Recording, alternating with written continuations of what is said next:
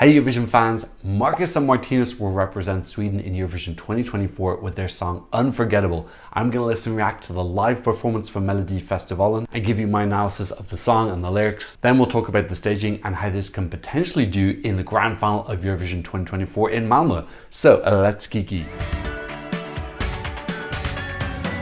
If you're new here, welcome. My name is Tom. I'm an Irish Eurovision analyst and you can find all of this stuff on my Eurovision channel. So Markus and Martinus are representing Sweden this year. They're originally from Norway. I think that they won Junior Melody Grand Prix a while back. But it seems now that their careers are more based in Sweden. The songwriting teams that they work with, their choreography, just their base seems to be in Sweden. So I think that's the reason that they have been competing in Melodifestivalen as opposed to Melody Grand Prix, the Norwegian national final. Could also be a slight element as well that the staging is kind of bigger and more intricate in Melodifestivalen. There's kind of like higher production values, which I think works really, really well with the style of show that they want to put on. In any case, they won this year with their song Unforgettable after having come second last year with their song Air, losing to Lyrical. So the song is written by Jimmy Joker Thornfeld, the Linny and Joy Deb, and then Markus and Martinus themselves. So Jimmy Joker you may recognize because he was one of the writers on El Diablo for Cyprus. He also wrote Adrenalina, which is also a fan favorite bop, and Voices. In 2023 he also wrote Cyprus's song Break a Broken Heart, and he wrote Tattoo as well. And then this year he's written We Will Rave for Austria. Meanwhile, Linnea Deb, she also wrote a winning song with Måns Zelmerlöw in Heroes, and this year she also wrote Loop for Sarah Benici in Malta.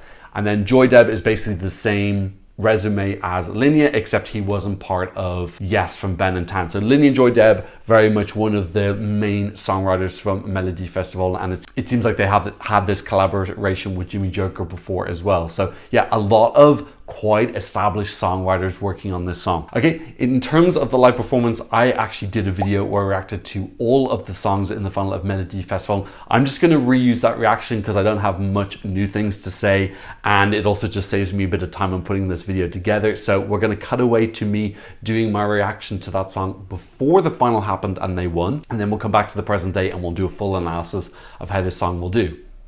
Yeah. Okay, next up we got Markus and Martinus singing Unforgettable, one of our secret band. Very strong collection of songwriters.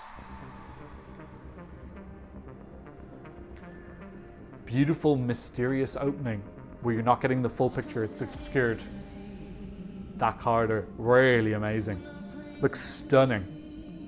And this red lighting, very artistic. This is Sacha Jean-Baptiste, I'm guessing. Yeah, that corridor, very futuristic, a little bit of Matrix, a little bit of Terminator. They've got great dancing ability. One sings, the other dances. It's a clever strategy, giving a chance to catch their breath. They're very good with giving face as well, serving face. The font behind there I think is a little bit too dated, but that line coming down is fantastic.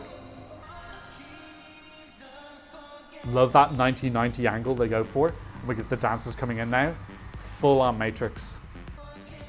You can see one singing, the other smizing. Love it. They're very, very, very strong performers. Love this color palette of aquas and blood orange. Really cool. Great use of lights on their face. Feels like we're in a music video, but we're not getting too immersed. It doesn't feel so detached as Benjamin Ingrosso. Song-wise, it's solid. I don't think it's as wow as Air. They've got great presence, a great connection to the camera, they know how to perform. It's super flashy, super slick, lacking soul I think a little bit. Choreographed to the T.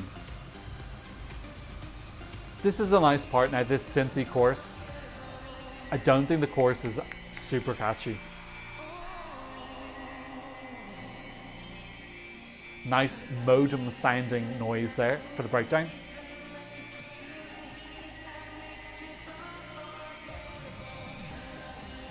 Kind of building up to this fan thing, same thing they did last year with the sudden end.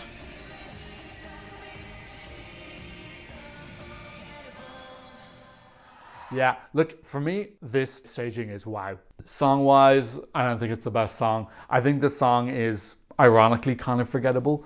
I think the verses are actually much stronger, but when we get to the chorus, I had to listen to this like 4 or 5 times before I could remember the chorus. And I'm not saying that to like make a lame joke about thing. I genuinely couldn't remember the chorus, as opposed to some of the other songs which I picked it up straight away. Still really enjoy the whole performance though. Super easy to sit through, extremely entertaining, just showing that there is more to a performance than the song. Them, the way they're serving, posing into the camera, they're dancing, I like their costumes, the dancers are very over the top, the color palette, love all that. So I'm totally entertained for the whole thing, but I don't leave it going, oh my god, I have to download that song because it's stuck in my head. I just remember the amazing staging. But people vote for staging. Okay, so that was my thoughts about Unforgettable before I saw the final. Now, obviously, since then they've won and they're going to represent Sweden in Malmö. Very, very happy for them, especially after what happened last year where they came second, even with an incredible song, an amazing performance, and still didn't get to go. Great to see them get a little bit of redemption this year. So what are my thoughts on the song and the artist? I think as performers, they're really, really great. They've got a lot of charisma on stage, a lot of little extra things I talked about there in my reaction about the smizing and the kind of pouting and posing. I think it's fun, and I think a lot of people enjoy that. I kind of enjoy the melodrama of this boy band style blue thunder, blue lightning smizing into the camera. They're building up a little bit of characters. They're trying to be cool and suave. I think they've got good dance moves. They've got great movement and choreography in the stage. I feel like they're extremely competent and talented guys. They've got great media training. All the interviews I've seen with them, they've been really excellent. They're doing a lot of press work right now trying to promote the song, and they really want to be there. So I'm really, really supportive of them. The song, I think is okay. I don't like it as much as I liked Air. Air was one of my favorite songs last year. For me, the real standout thing about this is the live show, the performance, these lights, this cool cinematic feel like we're in a music video, the energy, the organization, it looks very deluxe, high quality, the colors, these blood oranges with the aqua, these lines, the silhouetting, the dark lighting on their faces, the organization of them and how they move, these 1990s stances that they do. The whole thing is just very entertaining to look for. There's lots of depth and layers to the visual presentation, which I just find really, really entertaining to watch. The song itself, when I'm listening to it without the visuals, it feels a little bit background music to me. I don't skip it. I never search it out though. I don't think that it's as catchy as Air is. I don't think the song is as song. The song is as strong. You knew what I meant. But when I have the song with the visual package, the visuals just elevate it so much that I'm enjoying what I'm watching a lot. So I felt like they were pretty deserving winners of Melody Festival. I had other songs I preferred more, but I thought their stage show was really wow. This is one of the things I like about Melody Festival, is that you really can't win unless you're a very good performer, because the standard of the production and everything going on is so good that if you suck on stage, you're just not going to win. And I think that's one of the reasons why what we get in Eurovision from Sweden is so slick, is because they have this kind of editing process that you're only going to get there if you've got something that looks really great and you can perform it really well. So yeah, song isn't as strong as last year, but if I just kind of forget about Air, because really 99.9% of the world doesn't know that Air exists, and we just think about Unforgettable, yeah, I think the song is fine. For me, the visuals are just like top 5 level, and then the song is like much more in the middle, in my opinion. I did go to Melody Festival this year. This was the first time I went. I thought it was an incredible show, just gigantic arena, so many people, super hyped up. One of the key things I noticed with this song is how much love it got from the younger generation. So Melody Festival is people of all ages. It's really incredible, as opposed to going to actual Eurovision, which is a little bit more narrow in the demographics that it caters to, or the other national final I've been to, Eurosong, which had no children at all. This is people from 5 up to 85. You really do get a sense how Melody Festival is a family show for Sweden, much more than it is the competition that chooses the song for Eurovision. It is a little bit similar to Sanremo in that sense that it is its own important entity first and then a tool for Eurovision second. All the kids and young people around me were going absolutely crazy for this. They had posters. Anytime Markus Martinus' name was mentioned, they really like screamed. They went crazy. It was very noticeable, and obviously there were some adults as well who also supported this, but this like hands down won the young vote in all the people who are around me. Okay, so let's have a look at the song. We're going to read the lyrics. Unforgettable. She comes alive at night when her prey's asleep. Make your eyes go blind and now you're in too deep. She's going to chew you up and leave you empty, hollow. then she'll spit you out any way I follow. So talking about this kind of badass predatory woman who kind of takes no prisoners when she's going after guys. She's gonna hurt you bad, but it feels so good. I don't care. No, I don't care. So giving me kind of like some 90s vibes, a little bit of Michael Jackson lyric style. Remind me a little bit of Thriller and Bad in terms of the lyrical content. You better know she's dangerous. She is unforgettable, and it feels so good it hurts. She is unforgettable. Okay, like lyrically, this is fine. And the unforgettable thing, I don't really get the connection because the first bit of the lyrics is talking about this like dangerous woman. So it almost feel like more sense if the song was called Dangerous or Dangerous, I don't know, femme fatale or something like that. The unforgettable word just kind of comes out of nowhere. And I talk a bit about how I like my pop songs to have these like cool themes with a metaphor that's running through it and plays on words. And we're not really getting anything that's about memory or forgetfulness or being memorable before. So yeah, this seems a little bit disjointed in the lyrics, but I just think the majority of people aren't going to care what the lyrics are at all. Her love is venomous, it's getting serious. She's going to chew you up and leave you empty, hollow. Then she'll spit you out any way I follow. She's going to hurt you bad, but it feels so good. I don't care. No, I don't care. So a little bit of repetition here in the lyrics as well. Actually, I think the rest of the song is just all repeating those lyrics. So yeah, lyrically, this is kind of a little bit vapid. But you know, it's just like a fun, upbeat pop song. It's got some fun lyrics. You know, her love is venomous. It's getting serious. I think they could have done a little bit more here. I think they could have like picked some sort of danger theme, like she's a snake or she's a viper, and gone in like real heavy on she's slithering, or you know, her fangs are out. I don't know, just make it a little bit more creative, imaginative, instead of, you know, she's dangerous and then she's unforgettable. The unforgettable thing is a little bit strange, but at the end of the day, when it comes up on the screen, it's going to be unforgettable. It is like a slightly striking title for a song. I think that people go, oh, okay, I've never heard that title before. I've never heard of another song that's called Unforgettable unless I've forgotten it. I'm not going to make any more forgetting jokes. Lyrically, this is kind of lazy for me, and they could have done a lot more to make it funner, put in more fun lines to sing along with. It feels like they put so much effort into the choreography and the visuals, and then lyric, I think they spent like maybe 10 minutes. Okay, so what could the potential staging be for Sweden? Generally, they copy and paste what they did in Melody Festival into the final. There were a couple of issues last year with Loreen. You know, her box was not able to be suspended from Liverpool, and this gave a lot of controversy because the scaffolding wasn't strong enough to hold such a large box. They had to make it smaller. So there were a couple of changes because of the necessity of the infrastructure. This year, I actually saw it live. It's just these walls that can be pushed in and out. So I think they're going to be able to do that in Malmö. Are they going to make any changes? I would guess 90 to 95% of it is going to be the same. I would like them to do something a little bit different just to kind of surprise. But at the end of the day, they're trying to cater to the 99.9% who've never seen this before anyway. You know, they're not trying to cater to us Eurovision fans who want to see something new.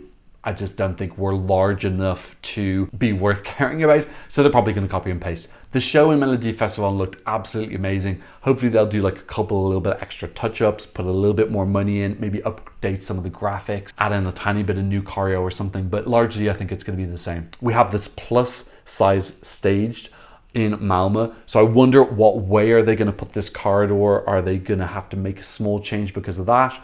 Are they just going to use one camera angle looking down and put the corridor like this?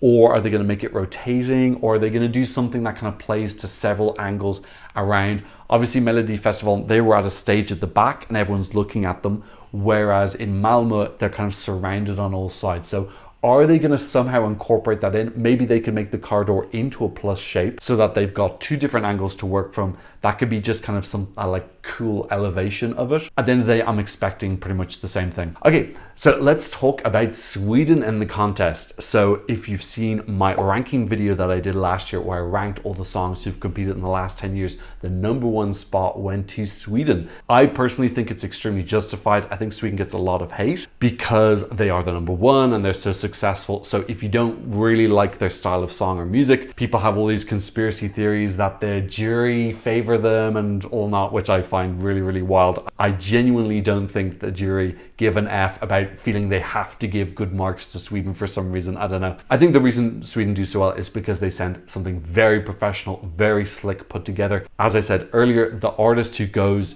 is able to perform the song really, really well and is a good performer, because anyone who's crap loses out pretty early Melody Festival. And so there's a vetting process in the national final to ensure that what goes for Sweden is really, really well put together. In terms of production, Sweden are #1 for me. And having gone to Melodifestivalen and seen what goes on, it was absolutely incredible. It was higher standard than some of the actual Eurovision finals that I've been to. So this quality of visual presentation, camera cut, choreo, scene design is exceptionally good, and it just comes across so well on screen. That's so put together, it flows, it feels expensive, and that's why they do so well. The songs are decent, really good quality. There's nothing really wow or groundbreaking in it. If you're looking for something wow and groundbreaking from Sweden, you're going to be waiting a while. It's not going to happen. They send pretty standard basic pop. That is what the majority of the Swedish viewing population want. It's not going to change anytime soon. Maybe we might get a pop rock song at some point. At the end of the day, their current formula is working. They're number one. Why would they change it? There's literally no incentive to change. The only way it would change is if the ratings for Melodifestivalen went down. And then the producers would be like, okay, we need to shake things up. But currently they have the same group of artists, usually the same group of songwriters who wrote pretty decent songs. They have incredible production, stage show. They send something great to Eurovision that does exceptionally well with the jury and sometimes very well with the televote. And they come top 10 most of the time. Pretty good formula if you ask me. I think the standard and effort that they put in is significantly more than most countries, and I think that they raise the standard of the contest. Okay, so with that in mind, let's talk about how this is going to do this year. First of all, let's talk about how this could do with the jury. So as hosts, Sweden have had to draw their running order out, and so we know that they are going to be first in the grand final, which is going to be really, really interesting this year to see how is that going to do. Generally, the producers put the stronger songs towards the end of the first half or the end of the second half. That's just common TV knowledge, that you put your stronger songs later to try and keep people to sit through the whole show. If you put your strong songs at the start, people might watch that and then say, okay, I'm done, and wander off. Having one of the stronger songs right at the start is going to be super, super interesting this year to see how is this going to affect the jury and the televote. I'm going to be totally fascinated to see the results when they're released 1 or 2 days after the final. Don't worry, I'm going to do one hell of an analysis video. You don't need to worry about that. Looking and doing a deep dive into these. We do see historically that the jury are less susceptible to the early running order than the televote. They still do tend to give the earlier songs a little bit less love, but not as extreme as the televote. So I do think that this will still do well in the jury, and I would definitely think this is going to be top 10, but I'm expecting this to maybe lose 1 or 2 places from the fact that it is going to be so early. At the end of the day, jury members are going to watch the first song, and by the time they get to the 26th song, it's just a lot of them are going to have forgotten about it, or the impact that they felt from seeing it is just not going to be as fresh. That's just the nature of the contest. One of the advantages of the jury is that they have to watch all 26 songs, whereas with the televote, there's no obligation. You can start watching from song 14 or 18 or 12 or whatever. So the jury is good in that sense that we know that they've seen everything. This is really high quality. I definitely think that the jury is going to reward this. Okay, so how is this going to do with the televote? And this one is much, much harder to predict. In case you didn't know, we have a new system in the grand final this year. You can start voting from the first song. So as soon as Sweden come on stage, people will be able to vote for them in the televote. Now that's not happening in the semi-finals. In the semi-finals, you need to wait until the last song is performed and then you can do your televoting. But in the final, it's going to be different. The argument being that because all the songs are performing in the semi-final, there is a chance to have seen everything by then. So this is going to be a really interesting experiment, seeing how are Sweden going to be being first in the running order, because it is quite a strong song, which normally would have been put kind of 8th, 9th, 10th, 11th, 12th if it was in the first half. So it's kind of artificially being put first, and it's going to be really interesting to see how do they do with this new system of being voting early, especially in comparison to the second and third song, which we imagine will probably be something kind of weaker. Some of the songs that qualified in 8th, 9th, 10th from the semifinals are probably going to get dumped in the second and third running order slot. We'll be able to compare those to a strong song in Sweden and see how does this system work. In terms of the televote though, I think this song will have a lower televote than its jury score, no matter where it would be put, even if it was 23rd. It feels a little bit in that same vein of Benjamin and Grosso Dance You Off, where it's very immersive. It feels like a music video for a lot of the time. There was a little bit of a disconnect there with Benjamin and Grosso. There could potentially be a little bit of that with Markus and Martinus as well. I don't think it's as extreme. Remember, Benjamin and Grosso was third last for the televote. I don't think this will be third last for the televote, but I'm just saying it's that same vein of very, very, very good jury score, slightly weaker televote score.